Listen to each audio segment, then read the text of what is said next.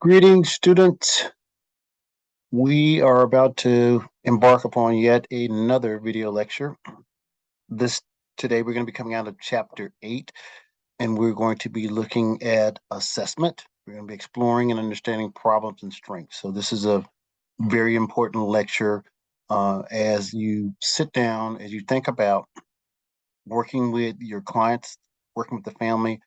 It's about really having a clear understanding about what the actual issues are. And so the assessment is the roadmap to how we actually do that. So without any further ado, so today we're going to be looking at a few objectives. It's about the assessment, what it actually is, gathering that information, distinction between the assessment and the diagnoses. We're going to talk briefly about the Diagnostic Statistician Manual, or the DSM-5 is what it's currently referred to. Talk a little bit about how it's organized and how it can be of help to you. We're going to explain how to utilize strength-based perspectives to capture client capabilities, as well, or should I say capacities, as well as the resources that they have.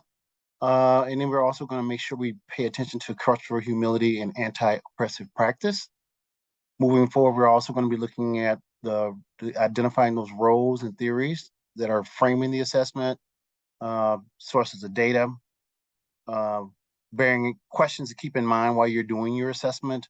We're going to also take a look at telesocial work as we kind of move to the digital age, and we're going to recall the various elements of problem analysis as well. All right, so first and foremost, as we're thinking about assessments, so a multi-dimensional assessment is going to give you the most information about the persons or the individuals and families that you are actually working with. So gathering information, or from an ecological perspective that looks at multiple different sources of information, is going to be very, very important for you to actually do. Also recognizing that you as a social worker coming into the life of your individual client or your family needs to look at culture and being culturally humble. So conduct a cultural humble assessment rooted in anti-oppressive practice. So, if you are working with a person whose ethnicity, race, background, age, orientation may be different than yours, then you need to make sure that you're looking at doing that assessment through the lens that is most appropriate for your client. Also looking at your client presenting problems, and consider the system's impact as well as your own positionality, should I say, relative to them and their concerns. So, what do you bring to the table as a social worker? What agency you're working with? What kind of dynamics fall into play as a result of that? So keeping those things in mind. When we think about an assessment, we're looking at there are often these written products that result from the process of understanding a client. They're written after the first couple of sessions. Written assessment could be comprehensive. They could range specific topics. I always say to all of my students that the assessment is an ongoing process. It really never ends. So as you're gathering information on those first couple of sessions, every time you're meeting with that client, you are doing assessment. You are assessing how things are different, or what kind of progress or lack thereof that has been made. So it's an ongoing, living, breathing thing. And the scope of this written assessment is depending on the role of the social worker and the settings that they're actually working in. So again, narrowly focused. Again, as I just indicated about this ongoing process, that you're always analyzing and taking in this new information. We're doing it literally for the life of the case. The assessments also provide this opportunity to see whether this particular social worker is going to be a good fit. And it's also a segue in terms of doing more collaborative work with other team members that might be assigned to this particular family. The assessment focus, the assessment interview, and the assessment formulation varies actually. So there's this biopsychosocial assessment that you all will be doing when you're in your not individuals, but your human behavior and social environment class. So won't spend a lot of time on that. But those are some of the tools that you will be utilizing actually to get a pretty good comprehensive picture of what your client's life is all about, in trying to get a sense of what that initial assessment needs to look like.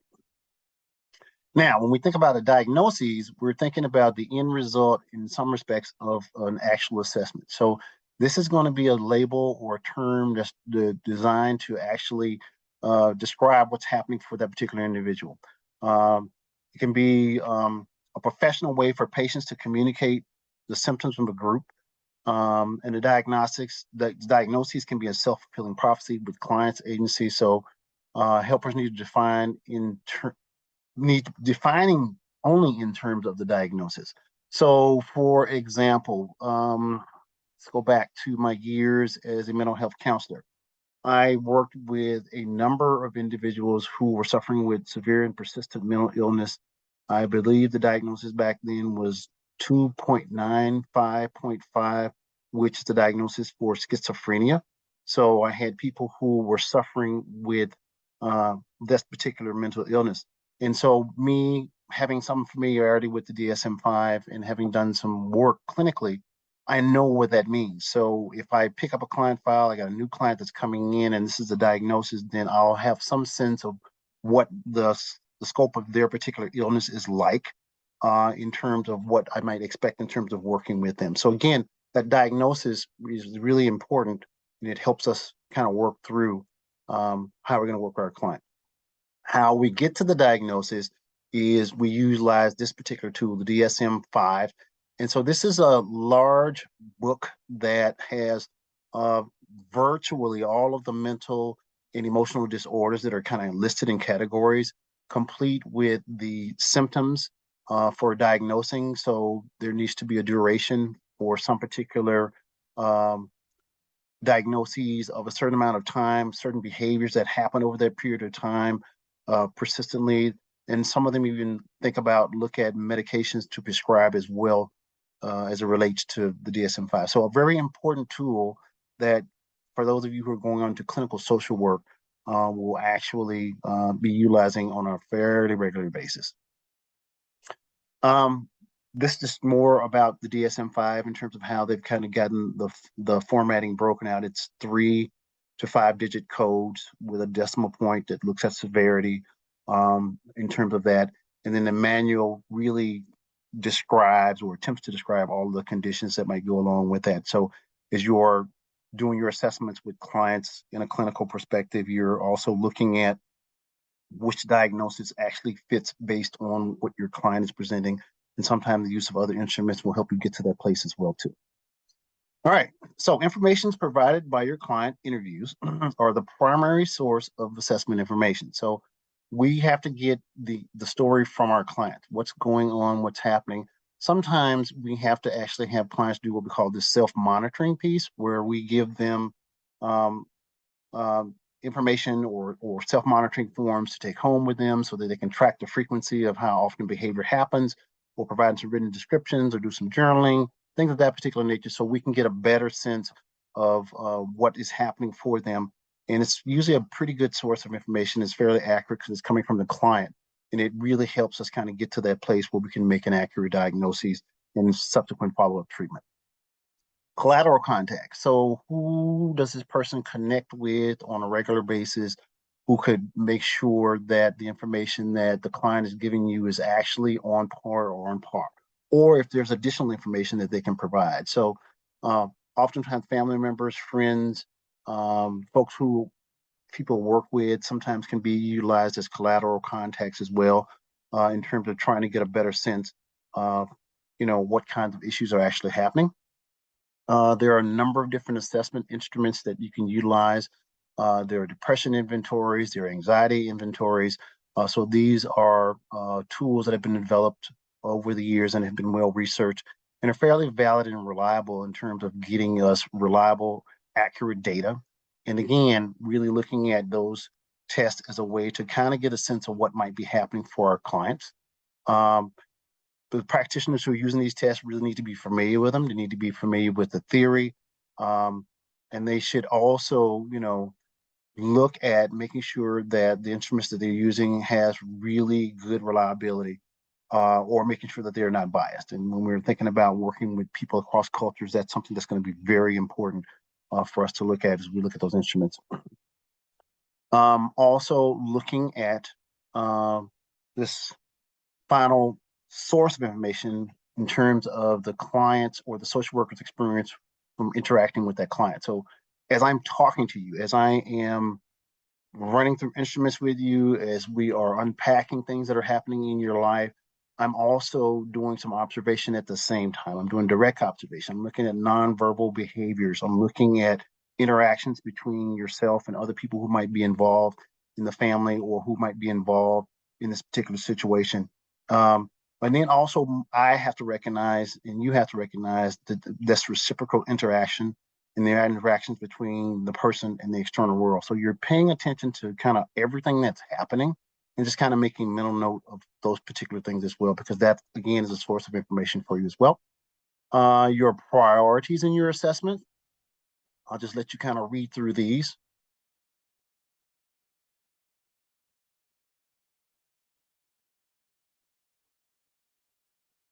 So making sure that the client understands those particular things that we had just looked at on the screen as well. Identifying that presenting problem as well. You know, what is going on? Tell us about what's happening.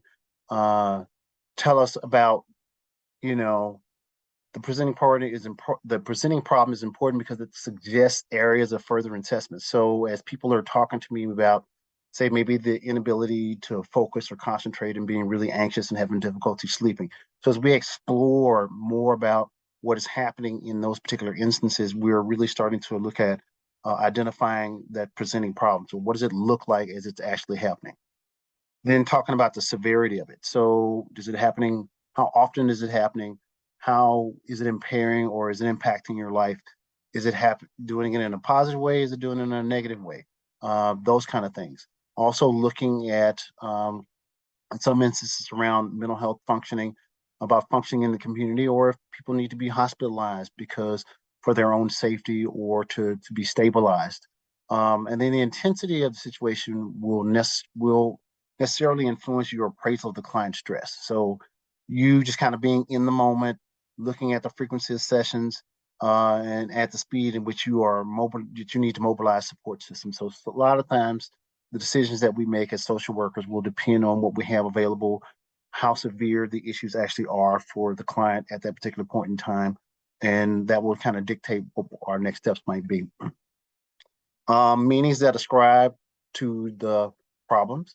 The meaning of people, places on the events, meaning attributions, are important as the events themselves. So really getting a clear understanding of, as things have happened to the client or things the client or experience that are problematic, that we need to really be able to kind of take into, you know, consideration these other attributions that might be a part of that particular process. So when meaning attributions are encountered, it's vital to resolve them before attempting to negotiate change-oriented goals or to implement intervention. So really trying to understand even more so what might be creating a barrier for that particular client. Sites of the presenting problem. I'll let you read these as well here.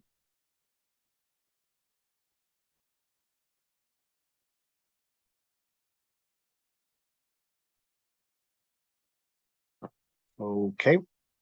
Also looking at the temporal context of the presenting problem. So I'll again allow you all to kind of read through these bullets.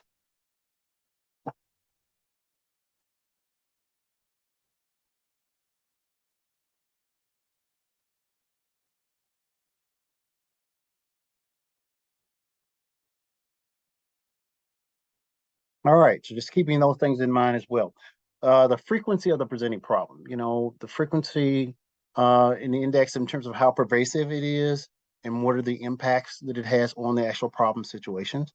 Services for clients who experience their problems on an ongoing basis may be needed to be more intensive than clients with intermittent issues. So again, it's about the frequency. How often are these things happening and disrupting this particular person's way of life?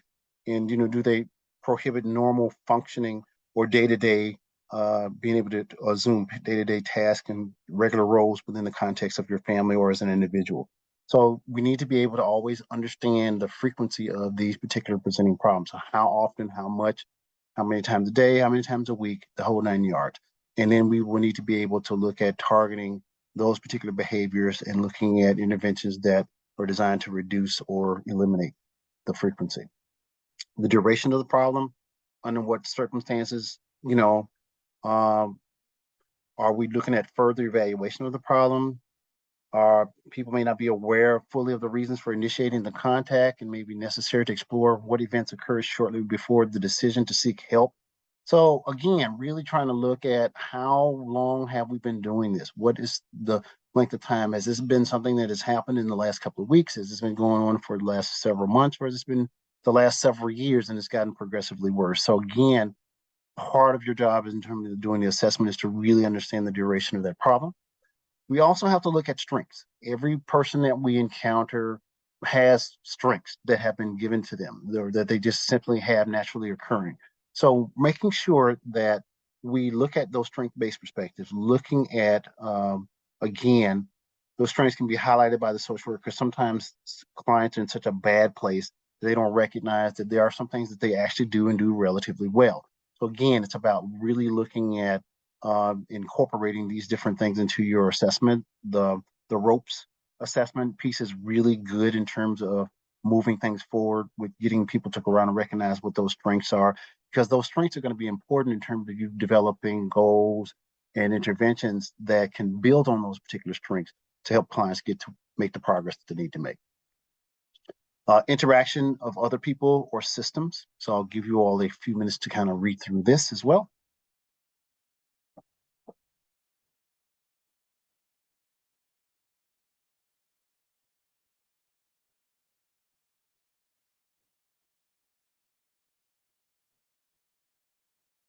So, when you think about this interactions with other people or systems, sometimes problems occur in schools for people.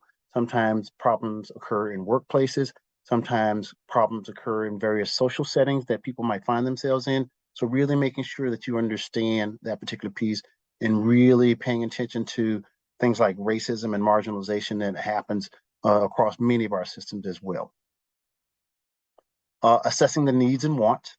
Um, Problems commonly involve unmet needs and desires resulting from a poor fit between the needs and the available resources. So a simple way of saying, once you are able to identify what the problems that your client actually has, then we translate those into needs. So if this is the problem, then we need, if alcohol use is a problem, then we need to look at how do we alleviate alcohol use in terms of that's the need. So if we're going to eliminate the behavior, then that becomes the need.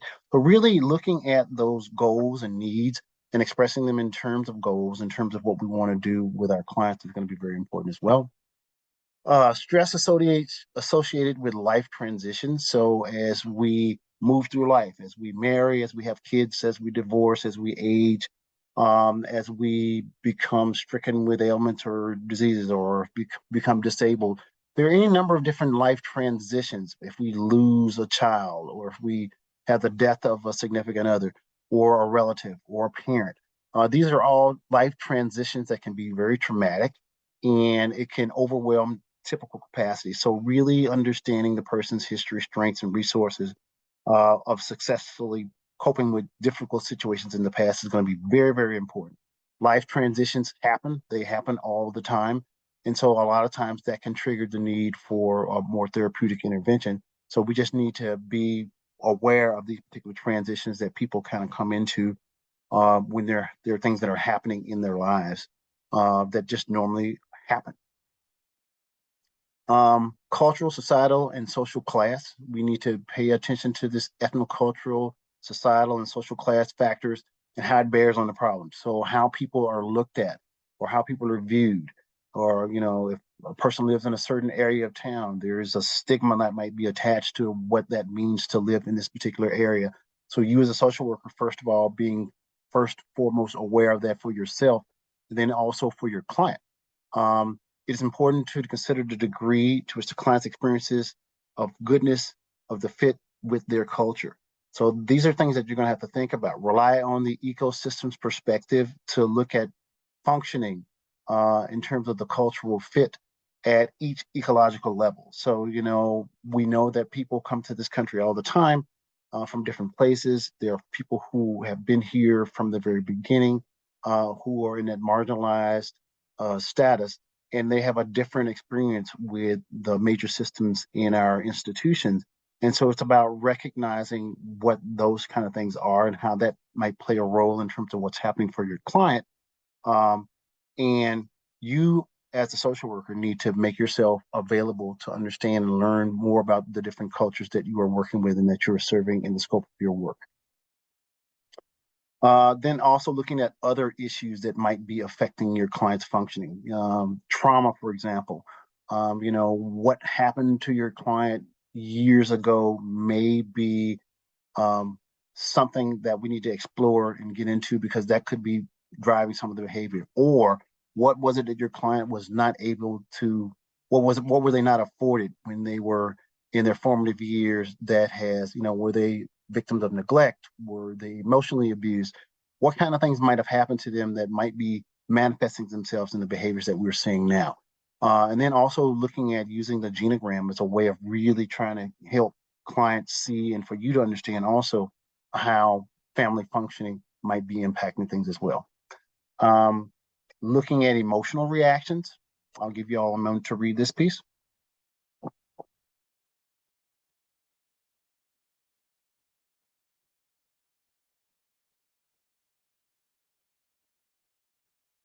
Again, making sure that we understand the scope of those emotional reactions. Do they fit within a continuum that creates problematic, or should I say more problems for the person that is actually experiencing it? So these are things we need to think about as we're kind of moving forward in terms of the work.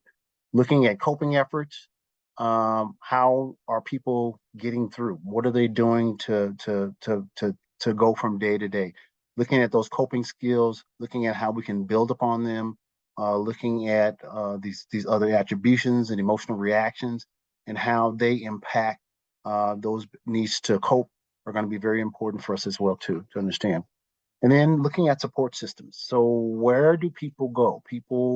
Human beings are social creatures. We're connected to other people. We've got family, we've got relatives, friends, neighbors, work associates, extended family, the whole 9 yards. And so are there adequate support systems? Friends are in there as well too, that people can check in on or can be a part of the solution, or be put into how we can help clients change behavior in terms of looking at the resources that are naturally occurring in their lives and in their worlds.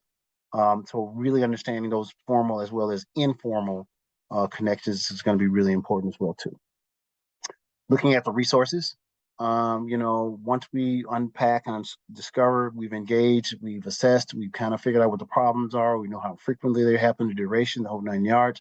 So now what resources are going to put in place to make sure that we can continue to work with this particular family or individual around how we can start to bring some of those behaviors to a different place.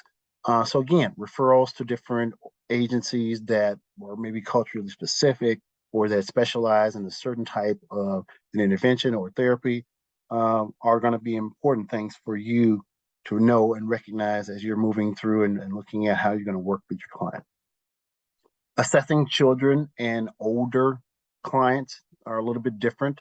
Children and older adults often present for service in relation to the systems that they're already a part of.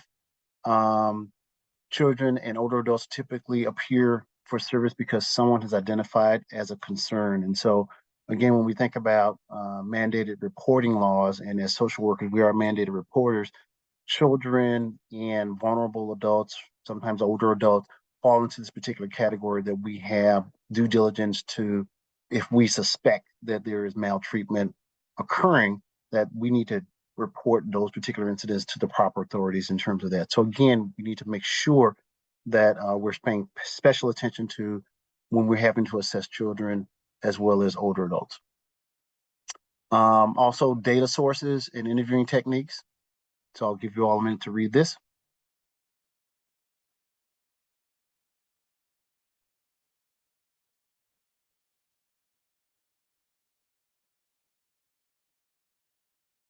As you can see, with those populations, collateral interviews are very important as well. And then assessment techniques specific to children and adolescents.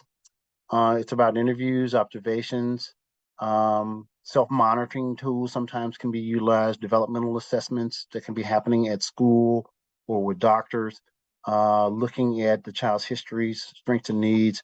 All these things are different techniques that you can use specifically to look at kids and what their needs are. Assessment techniques specific to adults, comprehensive assessments, geriatric. We're looking at functional assessments. We're looking at physical exam, health histories, things of that particular nature. That gives us information that we can need as we're working with adults. Maltreatment. Again, as I had indicated earlier, as mandated reporters for children as well as vulnerable or older adults, as a professional, you have to, if you suspect that there is abuse that might be occurring, you have to report those pieces as well. It is the law and it's something we have to do, so we have to make sure we're doing that. Knowledge of theory and assessment. We need a competent evidence-based practice, which requires assessments to be informed by problem-specific knowledge. You know, this is kind of the key in terms of this particular slide. So making sure and understanding the research and the theories of human behavior will help us focus on the assessment on the elements that are involved in the client's particular difficulties. And we cannot rule out the importance of anti-oppressive work when we're doing this piece, as well as making sure that it's a fit culturally for that particular client. I'll let you take a look here at these theories.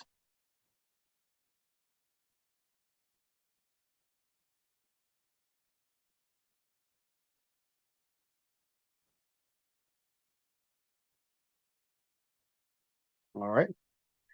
Telesocial work. So as we're doing this video lecture here now today, social work has been delivered increasingly more so electronically via phone, video, text. There are apps now that people can access as well too. So it provides much more flexibility for social workers to connect with people, oftentimes in a much quicker way. It's also helpful for people who are in remote areas, older adults who are homebound, and it creates an intimate, it can create a more intimate environment than an office by having a window into that client's home. So telesocial work is something that's probably going to grow in the foreseeable future. So avail yourself to some of those things as well. We're